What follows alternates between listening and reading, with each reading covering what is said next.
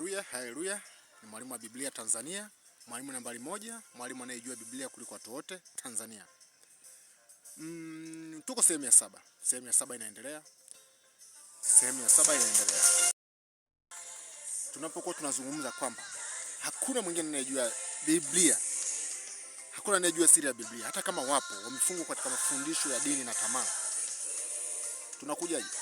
Hebu angalia kama hii Wakolosai 3 tunayoisoma, alafu tuangalie. Dini zote tunashare hapa, maana dini zote tunajiita wa Kristo. Na dini zote tunasema tunafuata Biblia.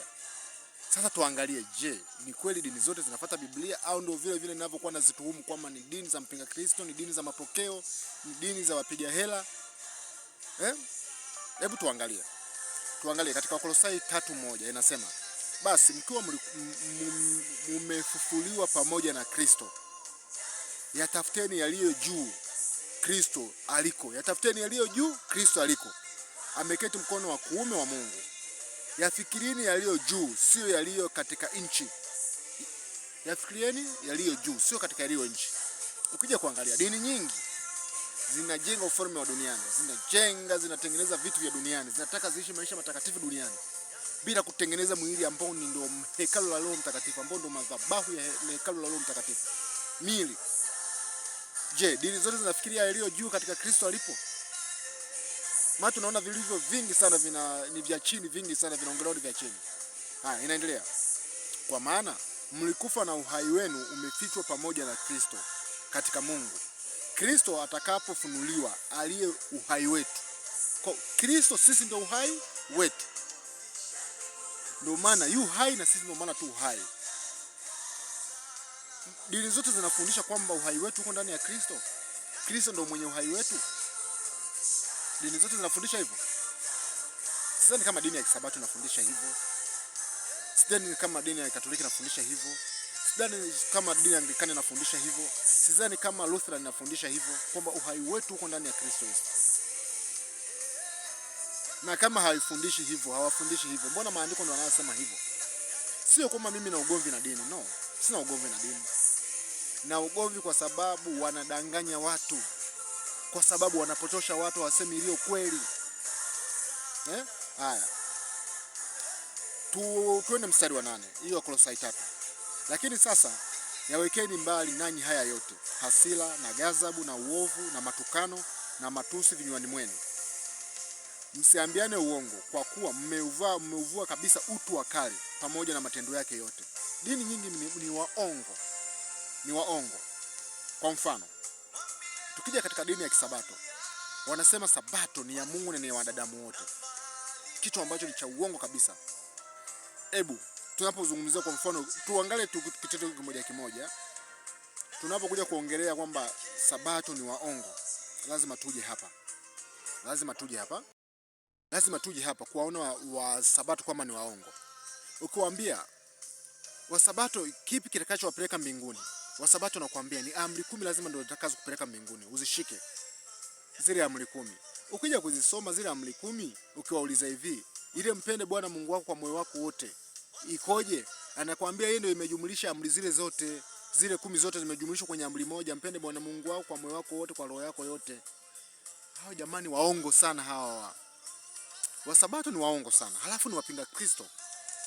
Na hao pia ni wapinga Kristo kwa sababu kumbuka, Sabato tunayoizungumzia leo hii hapa Afrika, Ulaya, hatuzungumzii ile Sabato ya dini ya Kiyahudi. Tunazungumzia Sabato iliyoanzishwa na mwanamke Ellen G. White. Ellen G. White ndio alianzisha Sabato Marekani. Tena alikuwa ni mlokole ndio alianzisha Sabato. Na ndio maana mpaka leo hii unakuta kwenye usabato humo kuna Ukristo, humo kuna usabato, kama ilivyo Katoliki. Kuna Ukatoliki humo yale masanamu ya miungu yao ya Semiramis na Semiramis ule Mungu jua na Yesu Kristo. Huko kuna vionjo vyote viwili viko huko. Na Sabato nao pia hivyo. Kuna ule kushika vile vitu vya Musa zile sheria. Halafu kuna Ukristo. Ila japokuwa hatuna washika sheria katika Sabato ya leo, kwa sababu hawaifuati Torati, hawaishiki sheria, hakuna Farisayo, hakuna Sadukayo. Au watu hawapo kwenye Torati leo, wamepungua kwenye Sabato. Maana hao watu, kwa ukitaka usimamishe sabato yako isimame, lazima tumpate pale Farisayo pale, ambao ndio kiongozi mkuu pale. Lazima tumpate pale mshika sheria pale. Hao watu hawapo. Sasa kama hao wapo, kwa nini wanajiita wachungaji? Kwa sababu walianzisha ni mlokole, hajui mambo ya Ufarisayo ni nini, hajui Sadukayo ni nini. Na ndio maana sasa hivi kwenye hizo sheria za kisabato, ukisoma Biblia, tuna watuhumu Wayahudi, ila Wasabato wao wanajiweka kando kwamba wao wako timamu, wako sahihi. Sasa ili ushike Torati na uweze kuisoma, unatakiwa uwe nani? Unatakiwa uwe Farisayo, unatakiwa uwe Sadukayo, unatakiwa uwe mwanasheria. Au hivyo ndio vyeo vya kwenye Torati. Na ngoja sasa niwaonyeshe kitu. Ngoja tuanze tusome kwanza ile Kumbukumbu la Torati, wanapoijumlisha ile sheria moja kuwa ile amri 10 zote kujumlisha kwenye sheria moja. Haiko hivyo. Ukisoma Kumbukumbu la Torati kuna zile sheria 5. Ukisoma Kumbukumbu la Torati 6 inasema, na hii ndiyo sheria na amri na hukumu alizoziamuru Bwana Mungu wenu mfundishwe, mpate kuzitenda katika nchi ile mnayoenda kuimiliki. Sasa ukija kuangalia hapa, walioenda kuimiliki hiyo nchi waliopewa na Bwana ni nani? Si Wayahudi.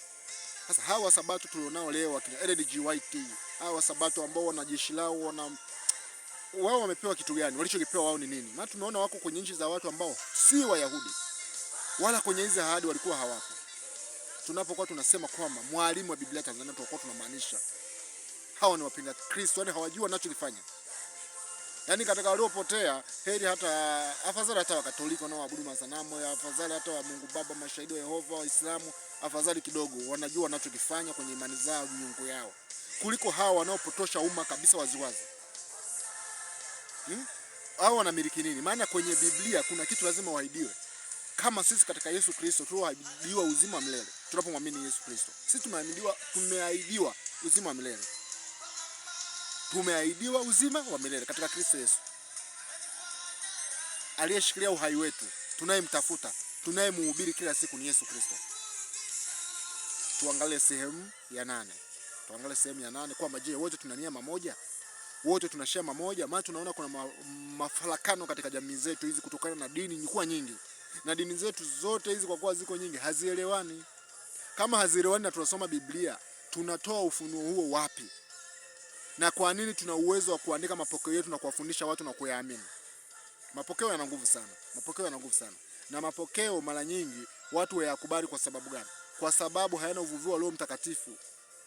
Wala hayasemi kwamba hiki kitu ni dhambi, ukifanya hutapata uzima milele, ukifanya utaupata. Hamna kitu kama hicho kwenye mapokeo.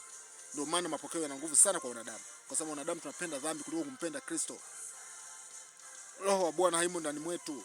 Tumepotea. Dini zimezidi kutupoteza, dini zinatupoteza.